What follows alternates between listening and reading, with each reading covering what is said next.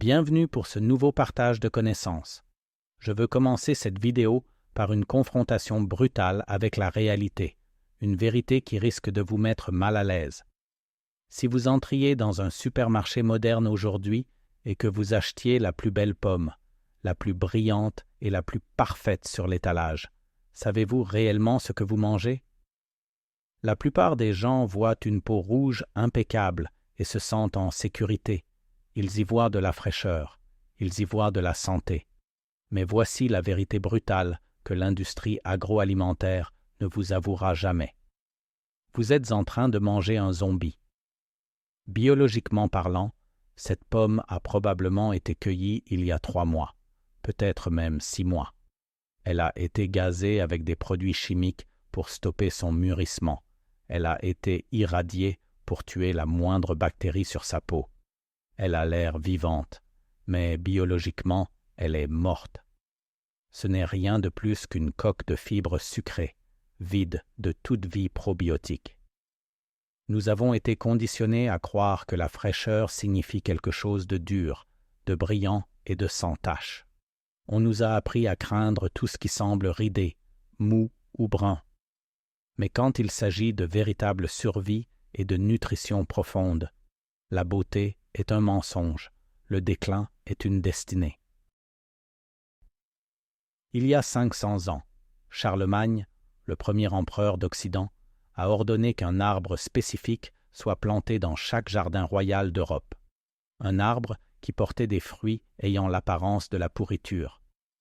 Pourtant, le roi Henri VIII s'en délectait lors de ses banquets les plus grandioses, et Shakespeare lui-même a écrit des poèmes à son sujet. Pendant 1000 ans, ce fut le fruit le plus important du monde occidental. C'était la seule source de sucre et de vitamine C capable de survivre au gel de l'hiver. C'est ce fruit qui a maintenu des civilisations entières en vie quand les fruits esthétiques n'étaient plus que de la bouillie. Aujourd'hui, je vais réclamer ce trésor perdu. Je vais vous montrer pourquoi les supermarchés l'ont banni. Pas parce qu'il est dangereux, mais parce qu'il brise leurs règles de profit. Mais je dois vous avertir, il existe une erreur fatale que 90% des nouveaux cueilleurs commettent lorsqu'ils essaient de goûter ce fruit. Une erreur qui vous serrera la gorge et gâchera l'expérience instantanément. Mais ne vous inquiétez pas, restez jusqu'à la fin de cette vidéo car je vais vous révéler le moment doré secret pour le consommer. Parce que lorsqu'il est dégusté au moment parfait, ce fruit libère un puissant probiotique naturel capable de soigner votre intestin mieux que n'importe quelle pilule. Vous comprendrez enfin pourquoi Henri VIII en était obsédé. Voici l'histoire de la nèfle. Pour comprendre pourquoi ce fruit étrange et laid valait autrefois plus que l'or, vous devez éteindre votre réfrigérateur, vous devez oublier les fraises en décembre. Revenez au Moyen Âge.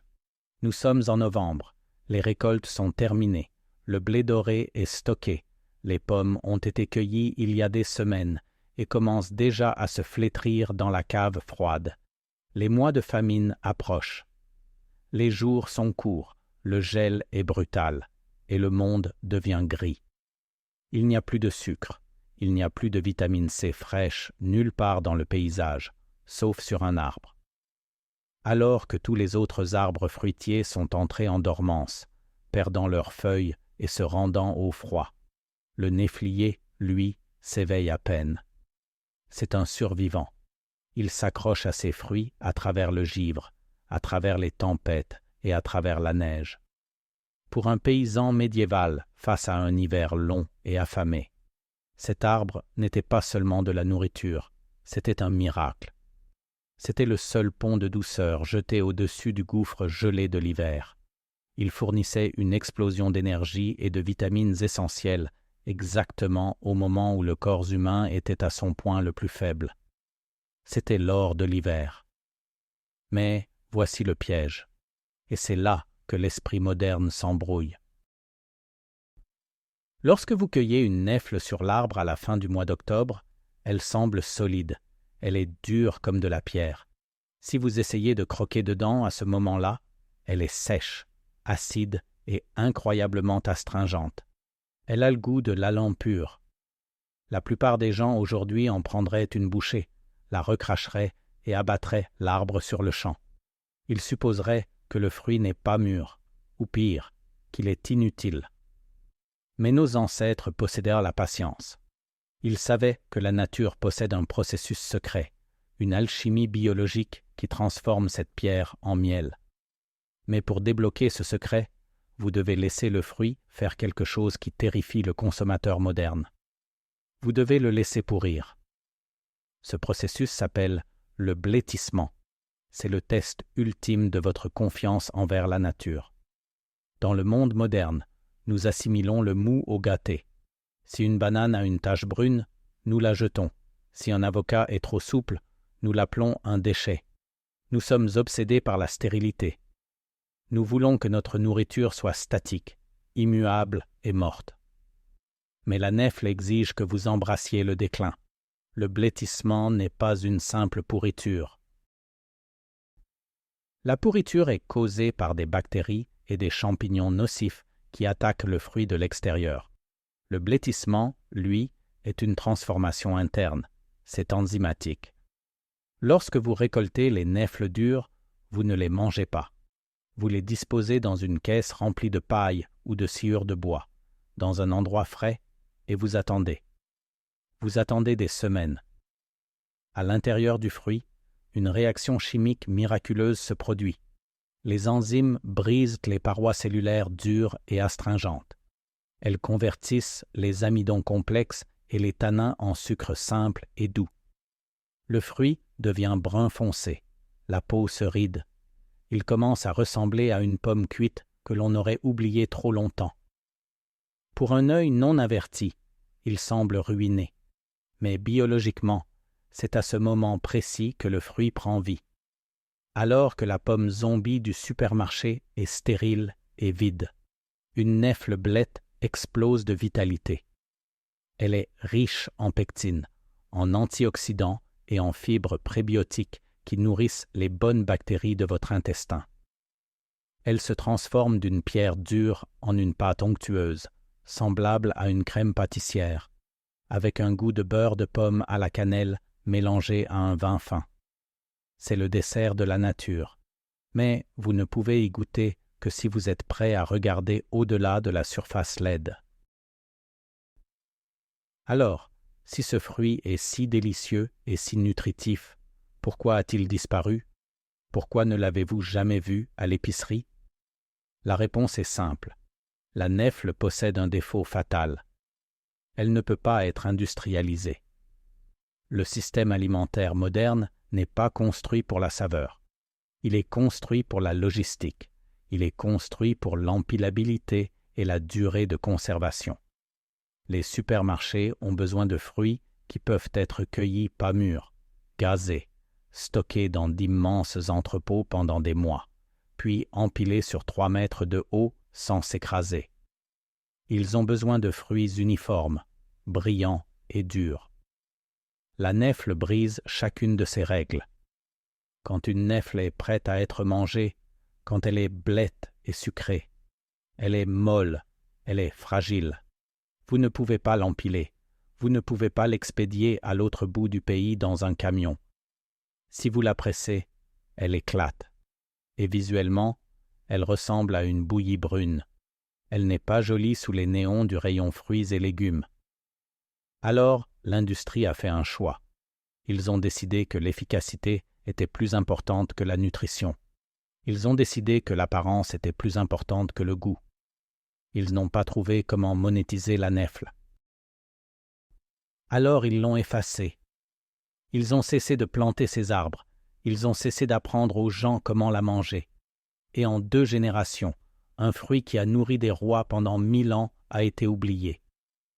Ils ont échangé l'or de l'hiver contre une pomme emballée sous plastique qui a le goût du carton. Mais les arbres sont toujours là, dans les vieilles haies, dans les coins oubliés des jardins anciens. Ils attendent. Et maintenant que vous connaissez la vérité, il est temps de les réclamer. Planter un néflier aujourd'hui est un acte de rébellion. C'est une façon de sécuriser une source d'énergie hivernale qui ne nécessite aucune électricité, aucune conservation artificielle et aucune permission de la part de l'épicier. Mais attendez, voici le secret que je vous ai promis. Je vous ai dit que ce fruit pouvait soigner votre intestin. Lorsque la nèfle subit le blétissement, elle ne crée pas seulement du sucre. La décomposition enzymatique produit une quantité massive de pectine et d'acide organique naturel. Ce type spécifique de pectine de haute qualité agit comme un prébiotique puissant. Elle nourrit les bactéries bénéfiques Lactobacillus dans votre intestin, réduisant l'inflammation et régulant la digestion. Les médecins médiévaux prescrivaient de la pâte de nèfle pour guérir la dysenterie et renforcer la muqueuse stomacale. C'est littéralement une armoire à pharmacie naturelle cachée à l'intérieur d'un fruit. Mais pour obtenir ce remède, vous devez éviter l'erreur des amateurs. Ne mangez pas la peau et ne mangez pas les graines. Les graines contiennent de petites quantités d'acide cyanhydrique, comme les pépins de pomme, mais en plus concentré, et la peau, même blette, peut rester coriace et amère. Voici la technique du moment doré, utilisée par les gourmets du Moyen Âge. Attendez que le fruit soit complètement brun et mou au toucher, comme une figue bien mûre. Prenez-le délicatement par la tige, mordez le haut, la couronne, ou retirez un petit morceau de peau. Ensuite, pressez le fruit par le bas, en faisant remonter la pulpe vers votre bouche. Aspirez cette crème épicée et sucrée, et recrachez les noyaux. C'est primal, c'est salissant, et c'est absolument incroyable. Quand vous faites cela, vous ne mangez pas seulement un fruit. Vous goûtez à la même saveur que Charlemagne a goûté. Vous vous connectez à une lignée de survie qui a maintenu vos ancêtres en vie à travers les hivers les plus sombres. Vous mangez le passé pour survivre au futur. Si vous êtes prêt à planter l'or de l'hiver dans votre jardin, ou si vous voulez voir d'autres aliments oubliés réhabilités, cliquez sur le bouton « J'aime ». Abonnez-vous, car les étagères des supermarchés sont fragiles, mais la nature, elle, est éternelle. Et dites-moi dans les commentaires, seriez-vous assez courageux pour manger un fruit d'apparence pourrie pour survivre? Tapez oui ou non. La connaissance n'est pas perdue. Elle attend simplement que vous vous en souveniez.